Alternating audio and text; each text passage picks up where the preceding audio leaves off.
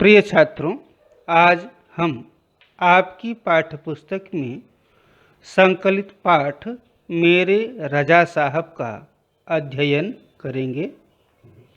यह एक संस्मरण है जिसमें प्रसिद्ध चित्रकार सैयद हैदर रजा साहब के बारे में लेखिका सुजाता बजाज ने अपने संस्मरण लिखे हैं। प्रस्तुत पाठ में रजा साहब के सर्वधर्म समभाव, मानव मात्र से प्रेम, युवा कलाकारों को प्रोत्साहन, उनकी जिज्ञासा वृत्ति, कृतियों के प्रति लगाव आदि गुणों को दर्शाया गया है। इस पाठ में एक सच्चे कलाकार के दर्शन होते हैं।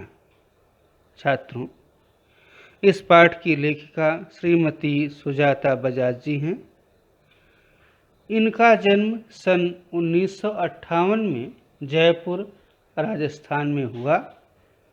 सुजाता बजाज जी एक प्रसिद्ध चित्रकार हैं। आजकल आप पेरिस में रहती हैं। आपके चित्र एवं मूर्ति कला भारतीय रंग में डूबी हुई रहती हैं।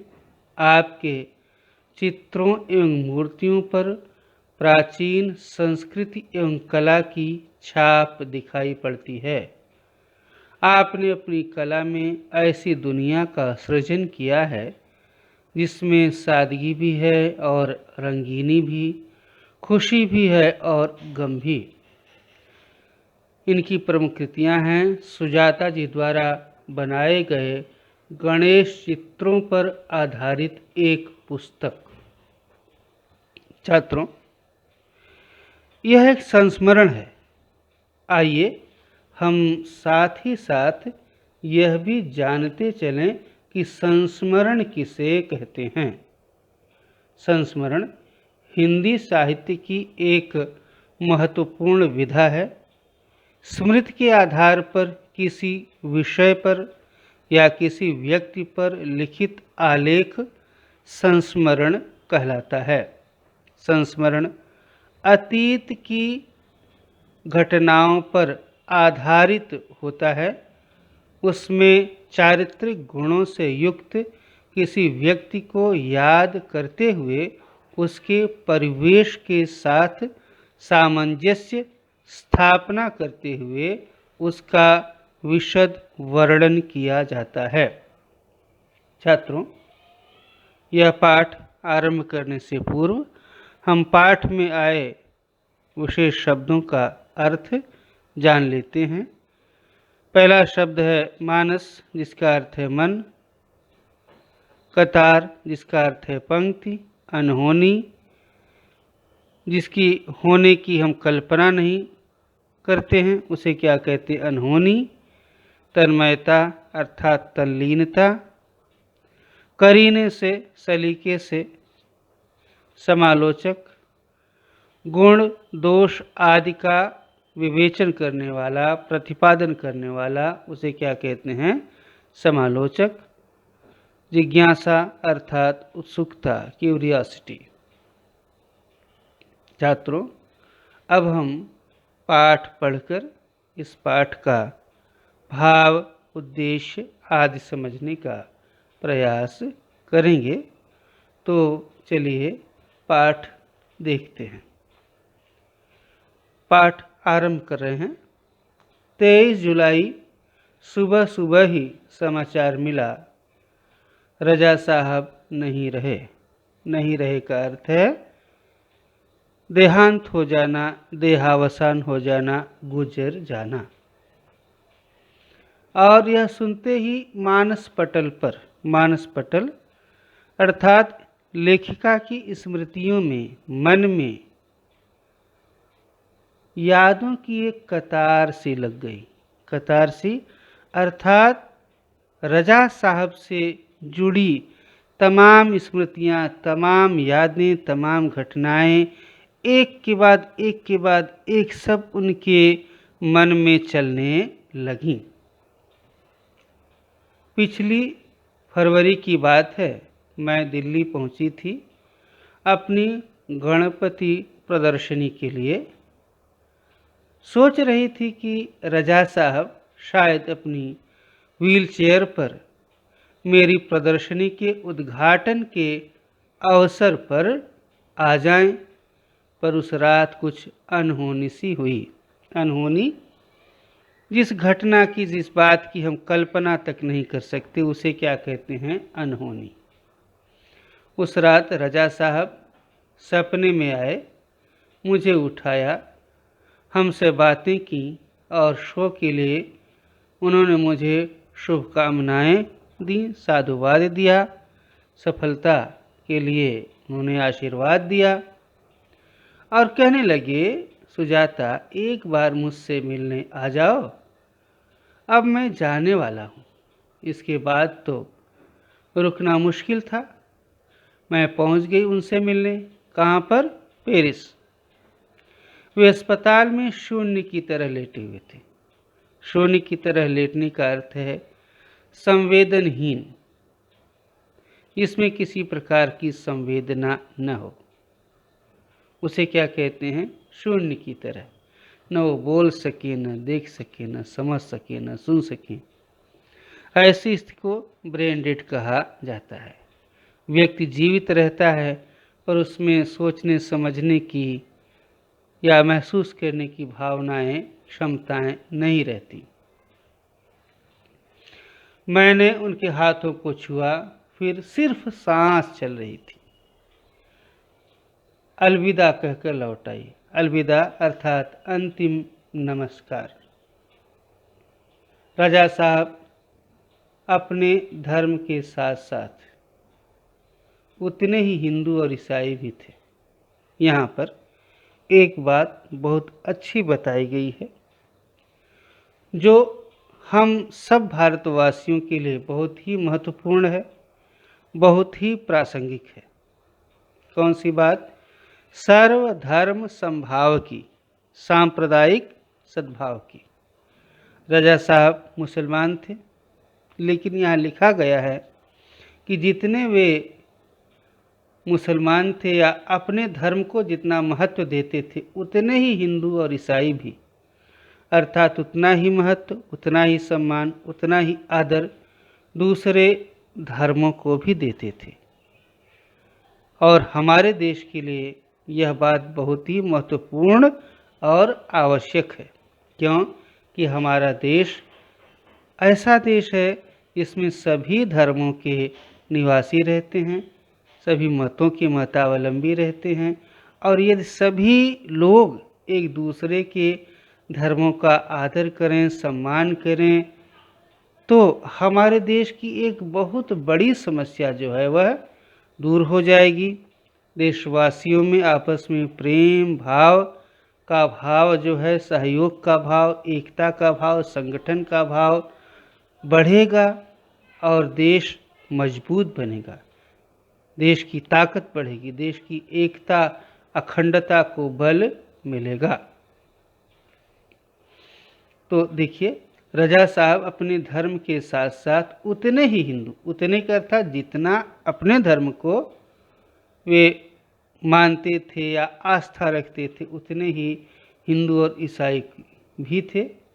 उनके स्टूडियो में गणपति की मूर्ति, क्रॉस, बाइबल, गीता, कुरान, उनकी माँ का एक फोटो, गांधी जी की आत्मकथा व भारत से लाई हुई मोगरे की कुछ सूखी मालाएं सब एक साथ रखा रहता था। वे गणेश को भी पूजते थे और हर रविवार को चर्च भी जाया करते थे। एक दिन जहांगीर आर्ट गैलरी में लेखिका की पहली मुलाकात किस प्रकार रजा साहब से हुई, उसका वर्णन यहाँ पर है। एक दिन जहांगीर आर्ट गैलरी में प्रदर्शनी देखते हुए किसी ने कहा, अरे यह तो एस.एच. रजा हैं। मैंने उनके पास जाकर कहा, रजा साहब आपसे बात करनी है। वे देखते ही रह गए। उन्होंने मुझे इंटरव्यू दिया, बहुत सारी बातें हुई। अचानक मुझसे कहने लगे कि आप और क्या क्या करती हैं। मैंने कहा, मैं कलाकार हूँ, पेंट करती हूँ। वे तुरंत खड़े हो गए और कहने लगे, चलो तुम्हारा काम देखते हैं। मैं सोच में पड़ गई। मेरा काम तो पुणे में है। उन्हें बताया तो वे बोले, चलो पुणे। ताज होटल के सामने से हमने टैक्सी ली और सीधे पुणे पहुंच गए। उन्होंने मेरा काम देखा और फिर कहा, आपको पेरिस आना है। आपका भविष्य बहुत उज्जवल है, अर्थात आप श्रेष्ठ कलाकार हैं, अच्छी कलाकार हैं, अच्छी चित्रकार हैं। छोटी से छोटी बात भी उनके लिए महत्वपूर्ण हुआ करती थी। बड़ी तन्मयता अर्थात मन लगाकर और लगन के साथ करते थे सब कुछ। पेंटिंग बिकने के बाद पैकिंग में भी उनकी रुचि हुआ करती थी। कोई इस काम में मदद करना चाहता तो मना कर देते। किसी को हाथ नहीं लगाने देते थे। बड़े करीने से, मतलब अच्छी तरह से, सावधानी के साथ, धैर्य के साथ पैकिंग करते। कहते थे, लड़की ससुराल जा रही है, उसे संभाल कर भेजना है। जब वे किसी को पत्र लिखते या कुछ और लिखते तो मत पूछिए। हर शब्द, हर पंक्ति को नाप तौल कर अर्थात अच्छी तरह से सोच विचार कर कि हमें कितना लिखना चाहिए और इस लेखन का पाठक पर क्या प्रभाव पड़ेगा, इन बातों को अच्छी तरह से विचार करने के बाद ही कुछ लिखते या कुछ और लिखते तो मत पूछिए। हर शब्द, हर पंक्ति को नाप तौल कर लिखते थे। फूल उन्हें बहुत प्यारे लगते थे। मुझे याद है 22 अक्टूबर 1988 को मैं लंदन से पेरिस के गार्दियनो स्टेशन पर ट्रेन से पहुंची थी। रजा साहब स्टेशन पर मेरा इंतज़ार कर रहे थे। ट्रेन लेट थी पर वे वहीं डटे रहे मतलब हिम्मत के साथ मजबूती से खड़े रहे। मुझे मेरे हॉस्टल के कमरे में छोड़कर ही वे गए। एक दिन मैं बीमार होकर अपने कमरे में पड़ी थी। रात 11 बजे रजा साहब मेरे लिए दवा, भारतीय रेस्टोरेंट से खाना पैक करवा कर पहुँच गए। मेरे घर वालों को फ़ोन करके बताया, आप लोग चिंता न करें, मैं हूँ पेरिस में। मैं हूँ अर्थात एक अपनेपन का भाव कि मैं यहाँ पर उनका संरक्षक हूँ, आप चिंता मत करें। सुजाता जी की चिंता करने के लिए हर बार जब मैं या रजा साहब पेंटिंग पूरी करते तो सबसे पहले एक दूसरे को दिखाते थे। दोनों एक दूसरे के ईमानदार समालोचक थे। ईमानदार समालोचक से तात्पर्य यह है कि चाहे रजा साहब की पेंटिंग हो, चाहे सुजाता जी की पेंटिंग हो, दोनों एक दूसरे की जो पेंटिंग के गुण दोष थे, अच्छाई थी, बुराई थी, क्या कमी रह गई है, क्या और सुधार किया जा सकता था, या कितनी अच्छी बन पड़ी है, पूरी ईमानदारी के साथ चर्चा होती थी। हमने मुंबई, लंदन, पेरिस और न्यूयॉर्क में साथ साथ प्रदर्शनियां की, पर कभी कोई विवाद नहीं हुआ। अक्सर व्यावसायिक संबंधों, बातों को लेकर ऐसे अवसरों पर कभी विवाद हो जाता है कि नहीं, आप अपनी पेंटिंग बिकवा रही, हमारी पेंटिंग पर ध्यान नहीं दे रही हैं। पर उनके स्नेह व अपनेपन, यह उनके स्नेह और अपनेपन के कारण ही था। हिंदी, उर्दू तो हमेशा से ही बहुत अच्छी रही उनकी। अंग्रेजी फ्रेंच भी वे बहुत अच्छी लिखते थे। कविताओं से तो बहुत प्यार था उन्हें। शेर, गज़ल व पुराने हिंदी फिल्मी गाने बड़े प्यार से सुनते थे। एक डायरी रखते थे अपने पास, हर सुंदर चीज़ को लिख लिया करते थे उसमें। मेरी बेटी हेलेना बहुत खूबसूरत हिंदी बोलती थी, तो उन्हें बहुत गर्व होता था। वे हमेशा उसके साथ शुद्ध हिंदी में ही बात करते थे। रजा साहब को अच्छा खाने का बहुत शौक था, पर दाल चावल, रोटी, आलू की सब्जी में तो जैसे उनकी जान अटकी रहती थी, अर्थात अति प्रिय, बहुत प्रिय। इनके सामने और स्वादिष्ट व्यंजन भी क्या उनके लिए फीके थे।